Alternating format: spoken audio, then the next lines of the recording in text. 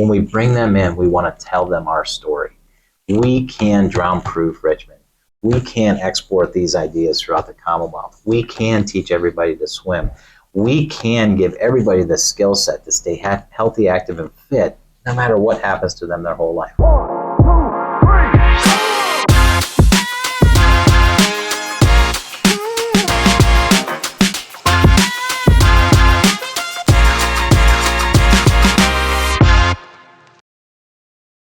Welcome to America's Healthiest City on ESPN Richmond, 106.1, part of the Mike King Biz Media Network. You can catch us here on the network every Thursday at 6 a.m.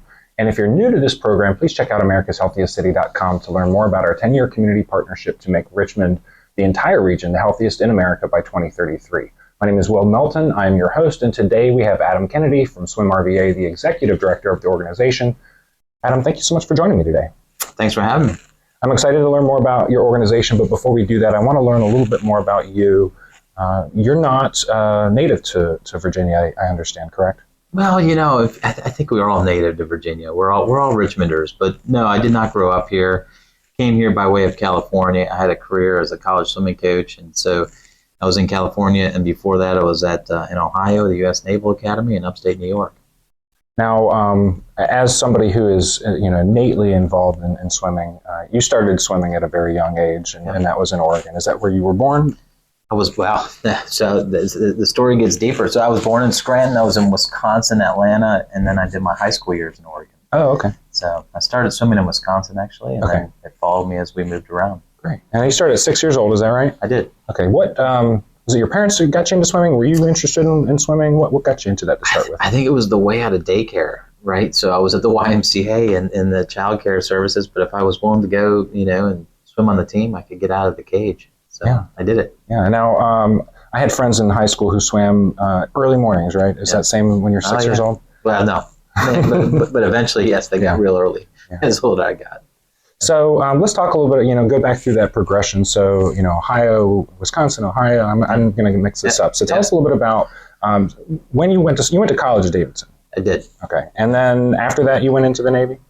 After Davidson, I was coaching at Colgate University. Okay. And I did that for a few years. And then I did my graduate work at Ohio University and got my master's in coaching and athletic administration. And after that, I joined the Navy to coach and train midshipmen at the U.S. Naval Academy. Now, does that have any special track, or do you have to kind of go through that full training that everybody else does? You get lucky, mostly, but there's no special track, and I was a direct commission officer. It was a wild gig. I showed up, and they told me to head over to the exchange, and I got my whites, and I raised my hand, and I was in the Navy. So it was a wild deal, but it was incredibly impactful on me to train the midshipmen at the Naval Academy and to be part of that leadership development, honing process, and to coach the midshipmen in swimming is an unbelievable journey, and so I really enjoyed it. So you started to get out of daycare, but you fell in love and you went into it full time, and that's all you've done. Is that right? I did. That's all I've done. I coached swimming, and then 2011 came here to lead what was the Greater Richmond Aquatics Partnership, and is now known as SwimRVA. So you're the best of the best anywhere in Virginia, and I'll take it. Well, I mean, I don't know anybody else who's more experienced than you are in this field, so we're just going to say that you're the best of the best in Virginia and probably beyond.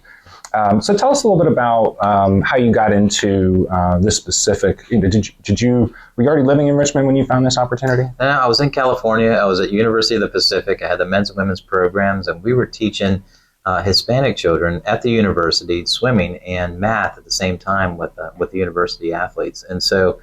I fell in love with the idea that swimming could be a change agent in the community. And this job came open, and I applied, and I got a call from Bobby Ukrop, and he's a pretty good salesman. The rest was history.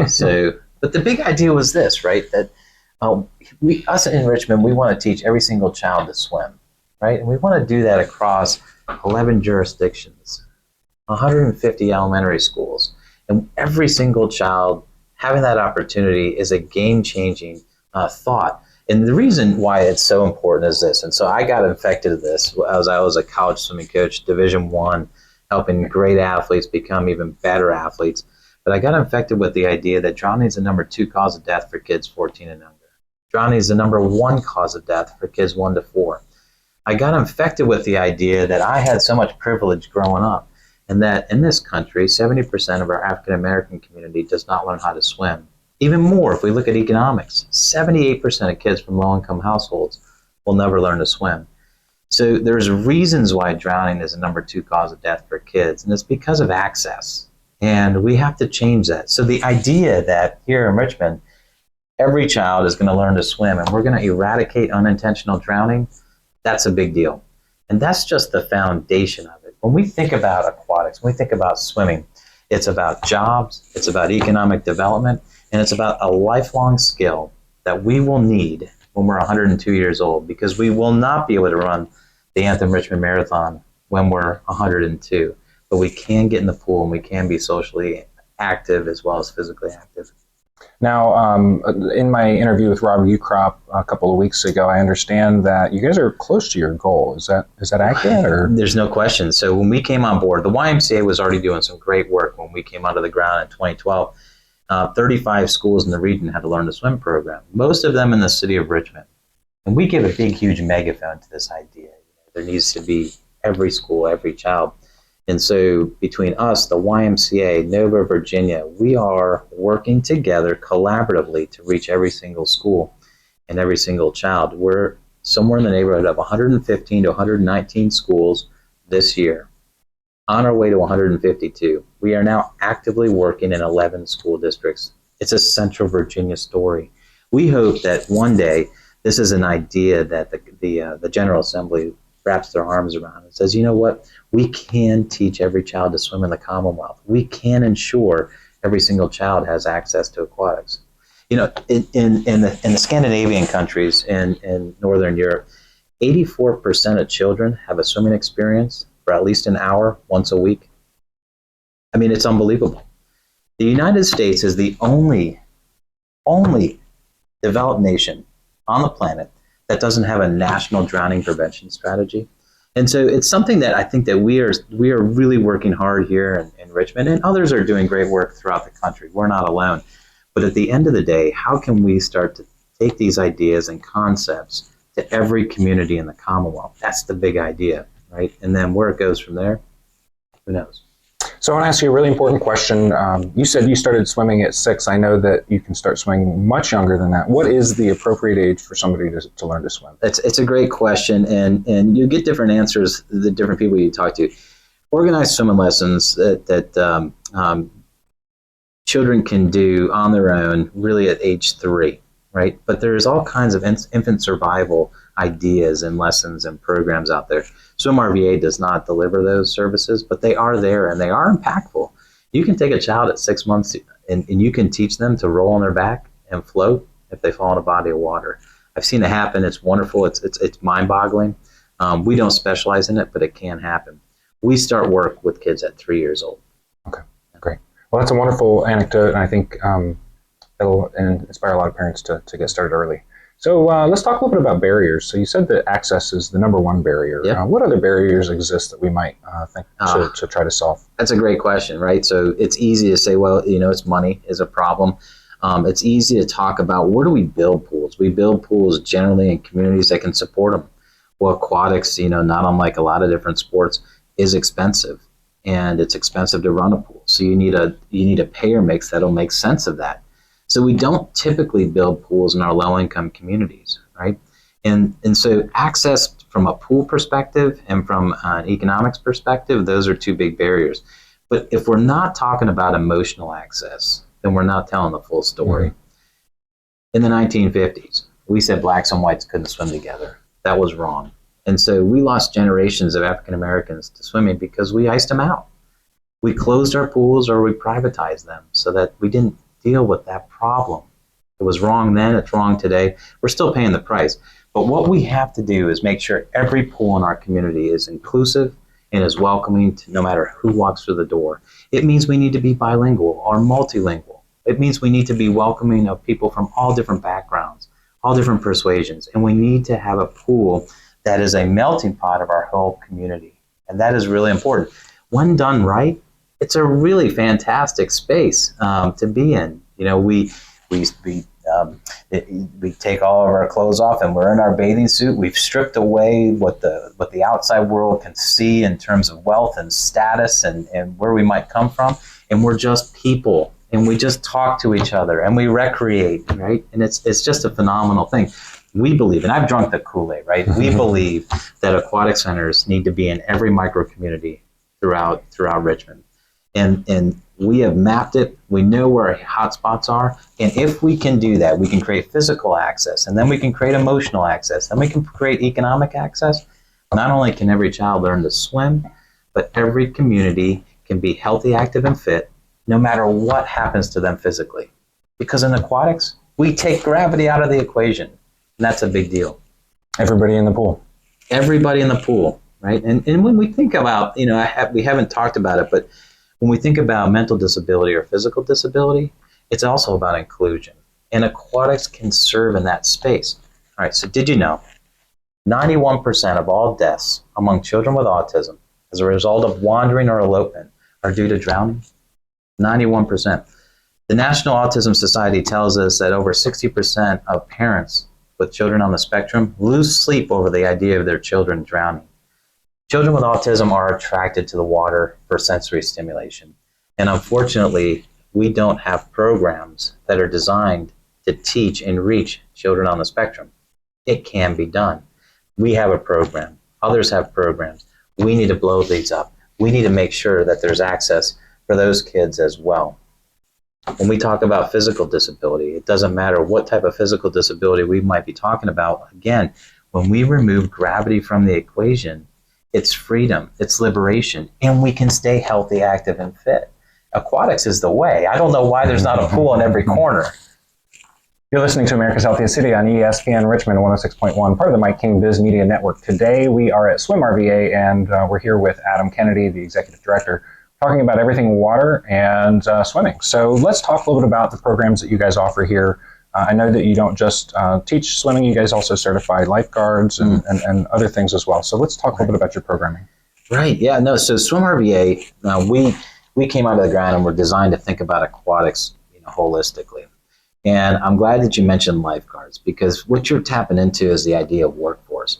In aquatics, in the industry, we don't work together enough. We don't behave like an industry. What we need to do is we need to professionalize the work that we have. Too often we grew up as lifeguards, it's 15, 16 years old, and it was a great thing to do because we could ride our bike to the pool and we could serve our community. Well, unfortunately, that only existed in communities with pools. And that's not true in every single community. But as we move towards that being true in every single community, we need to be actively engaged in workforce development. We've got an industry that's certification-based. When we talk about middle skills, when we talk about certification-based work, aquatics is square in the middle of this. And so SwimRVA is working to professionalize the industry, whether it's swim instruction, whether it's professional rescuers. We don't call our staff lifeguards, right? They're part of the life safety chain. They're professional rescuers. And at the end of the day, if we get this right, and our goal, our strategic plan is to train 1,000 professional rescuers annually, we will be serving the industry and we'll be creating the pipeline so that we can add pools and we can grow. Why is that important? The Wall Street Journal, New York Times together reported 2 years ago that 33% of all public swimming pools in America were going to close. Not because they were inoperable, not because they weren't appropriated and funded. They're closing because we didn't have the staff. We don't have the lifeguards. That is absolutely a story that was exacerbated by the pandemic and the labor shortage, but it's a story that has been true forever. If we can't keep our pools safe, if we can't keep our pools populated with professionals that know how to use aquatics for well-being and healthy activity, if we don't do this, our pools are going to close, right? And so we have to be thinking about workforce, and we've got to do it, and we've got to do it in a big way, and we've got to work together as an industry. So everybody in every industry is affected by this advent of artificial intelligence. Mm-hmm. I don't know that you're thinking a lot about that, or many people are thinking about artificial intelligence in swimming and swimming safety, but is that something you've thought about? And if so, what do you see the future as being? What a great question. So, Tom Friedman wrote a book, right? thank you for being late. And it was, 2016, maybe 2017.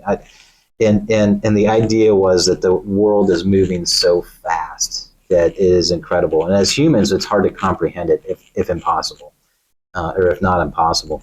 But at the end of the day, artificial intelligence, what I think it means for us is it's all kinds of opportunity, wonderful opportunity to be able to reach people more effectively with swimming opportunities. When we're teaching someone to swim, I don't know how we can use AI yet, but at the end of the day, it is a human connection. We need humans teaching humans to swim. And so I don't think it's going to replace that right away.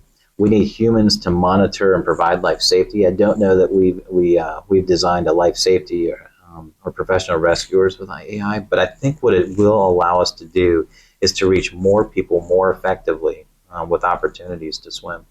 I wonder if there's an opportunity to program a model to identify signs of potential drowning in people who are in the pool with the camera. There's no.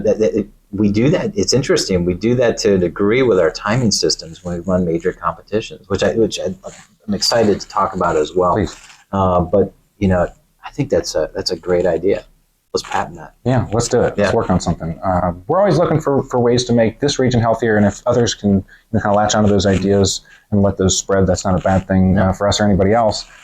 So what other programs would you like to highlight and think are important for folks to know about? Yeah, so SwimRVA operates 4 aquatic centers throughout the Richmond region. Our major hub here is the Collegiate School Aquatic Center, and this is a world-class facility that's here. It's our home. It's in Richmond. We bring competitions here for 32 weekends a year, multi-day competitions. From a direct spending and tax revenue, we're generating over $5 million in economic impact in tourism just by the swim meets that come here to the world-class aquatic center. And I think that is a really big deal, right? So we're bringing people in. Now, one of the things that I think that makes SwimRVA different, not only do we have a severe competency in running high-level competitions all the way up to the national stage, but we bring people in and we tell them our story. And so when we think about, we estimate somewhere in the neighborhood of 420,000 visits to this aquatic center that we're sitting in today annually. When we bring them in, we want to tell them our story. We can drown-proof Richmond. We can export these ideas throughout the Commonwealth. We can teach everybody to swim. We can give everybody the skill set to stay healthy, active, and fit no matter what happens to them their whole life. We can do this. It's logistics. It's not rocket science.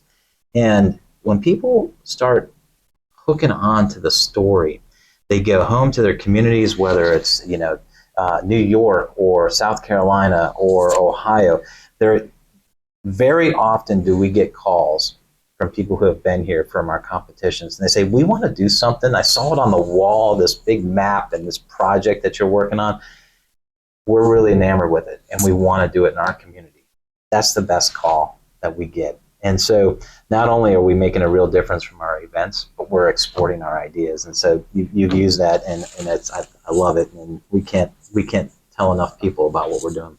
One thing I want to talk a little bit about is the community partnerships that you guys have formed, civic and community. Those are critical to your mission. Tell us a little bit about some of those partnerships, why they're important, and maybe some other partnerships that you're looking to form out there. Partnerships are critical. We can't do it alone. And so when we believe that if you're a youth serving organization as a primary part of your mission, we believe aquatics should be part of what you do in terms of your service delivery. And it makes a lot of sense. And at the end of the day, what we see with organizations we partner with, whether they're independent schools, schools for children in poverty, whether they're after-school programs, or community centers, in the Tri-Cities. When we partner with these folks and we are working with the youth that they're working with, what we see is not only individuals who are learning to swim, but we're seeing a confidence build that is irreplaceable. When you learn how to do something, a new skill, and you see it and you can feel it, your personal confidence goes through the roof. We hear it all the time. When we talk to teachers from the schools that we work with, after a child comes out of the water, and we use a bell, and they get to ring that every time they achieve a major milestone, and everybody cheers. But when they get to do that and they go back to the classroom, they're beaming with confidence and pride, right? It's almost hard. It's hard to get them back focused, but at the end of the day, it makes a real difference back in the classroom in terms of their confidence. They're ready to take on the next challenge a little bit more than they were prior. Aquatics is a really powerful tool for human advancement. Well, it sounds like you're empowering people for all sorts of things and at all ages, but really in this space where young people, I mean, I think we all remember what it was like to be young and to, maybe be bullied or maybe not fit in or just have those thoughts that we're different than everybody else. So to have that, imagine there are lessons there that could be shared across society. No question. I mean, when we talk about teams and we talk about sportsmanship and we talk about working together to accomplish something, it's a really big deal. When we came out of the ground in 2012, high school swimming in the Richmond region, the 11, 12 school districts that we might use to define it, which is a very broad definition, there was high school swimming in 2 of them, and then Maggie Walker Governor School. Today, there is high school swimming in every single school district, save Hopewell and Petersburg. But we're going to get to them. But those are the only 2 left. You're listening to America's Healthiest City on ESPN Richmond 106.1, part of the Mike King Biz Media Network. If you check out americashealthiestcity.com, learn what it takes to become an ambassador. We're seeking nonprofits, for-profit businesses, academic institutions, and government agencies who are looking to make a difference, a positive difference here in the greater Richmond region. Also, please check out us on YouTube and Instagram at America's Healthiest City. Today we are here with Adam Kennedy from SwimRVA. We're talking about all things water. And on that subject, most of our body is made up of water. Most of our planet is made up of water. So this is something that we absolutely need to make sure that we help you proliferate. So I want to talk a little bit about maybe broader impact and ideas for Richmond, maybe just on the tangent or just outside, or maybe exactly squarely with what you're aligned with. What are some ideas that you might share with our audience that we can put on the ideas board on our website to improve health? And that's everything from social determinants on up. Yeah, I mean, I think we need to be. I'm all wet on this, but we need to be focused on creating access to aquatics. If there is a pool in your community, is it open? Is it inclusive? Is it available to everyone in your community? And then, if you're an organization that owns the pool or operates the pool, are you providing programming that meets people where their needs are? And I think that's a big idea. So aquatics has a really challenging dichotomy between community engagement and leisure. And, look, I love to go on vacation and sit next to a pool that's beautiful and, and I can enjoy it and relax and not be thinking about all these wonderful topics. But at the end of the day, pools that engage their communities, they make a real difference. And I think there's a way to do both. I believe that in our community, we have 40 to 60 pools that are rec centers, or they are pools that serve their community, and their community no longer supports them because the neighborhood aged out or because the pool is beyond its usable life. And we think that the business model can change. We think that there are pools in our community that can be brought back to life with a different idea, and that's programming, that's engagement, that's learning to swim, that's senior wellness, not just leisure and recreation. We believe that these pools can make a huge difference in our community, and we believe that they're all over the place. And we think that with a modest sum, that we can bring pools back to life that are currently existing. So we can be talking about neighborhood revitalization. We're talking about using what's old and make it new again. But at the end of the day, it's all about health and wellness. And we can drive aquatics if we think differently about it and not purely about health and leisure. So I think that's a really big idea. How do we use pools, and how do we use the pool in your community? I think another big idea is we can teach everybody to swim. This is a possibility. This is logistics, and we can do that. And it doesn't take a ton of financial resources to do it. It's not cheap. It's not free, but it's not astronomical. It's something that is highly attainable. And the last thing is here in Richmond with SwimRVA, and this is a selfish plug. Here we are. We're sitting at Ucrop Park, and then 2012 we opened this $14 million aquatic center. It was the crown jewel of the Commonwealth in terms of competitive swimming. And we've turned it in with everybody that we've hired and all the great staff that we have at SwimRVA. We've turned it into a beacon on the eastern seaboard of major elite competition. but it's also driving a lot of tourism. Well, it's time to reinvest. We believe that the reputation that Richmond has built together with Richmond Region Tourism and SwimRVA and others, that reputation, we can take that and we can go a whole lot bigger. And so with some investment here at Ucrop Park, we can take what we're great at, which is aquatics, and this is a really big idea, and we can make it even bigger. Yeah, I think that's a phenomenal idea, and big ideas are always the ones that get attention and service. I appreciate that. So you guys are a 501c3. That's important for folks to know. So nonprofit. What are you looking for out in the community that you need to do the things, the big things that you're talking about, and the small things? Right. So we're looking for, you touched on it, we're looking for community partners. Hey, I run a school. Hey, I work with this youth serving agency. Or, I got a call the other day from Peter Paul Development Center, who we work with our site in SwimRVA Church Hill. And they said, we have a senior component to what we do. And I was like, wow, that's so cool. They have 12 seniors in their senior center that want to learn to swim. So it doesn't matter when we're talking about age. This is it's a bucket list issue, but at the end of the day, it's a liberation issue. It's a freedom issue because we're talking about health and wellness once we have this skill set. So if you're involved in a group or a school or anywhere where there's people, we want to talk to you about how we can connect with aquatics. And what about other? You guys are raising funds, I imagine. Yeah. You need donations too. Yeah. Right? Well, so we're in the middle of our 4-year. We raise money with 4-year funding campaigns, and so right now we have an Elevate Aquatics campaign, which we launched this past fall.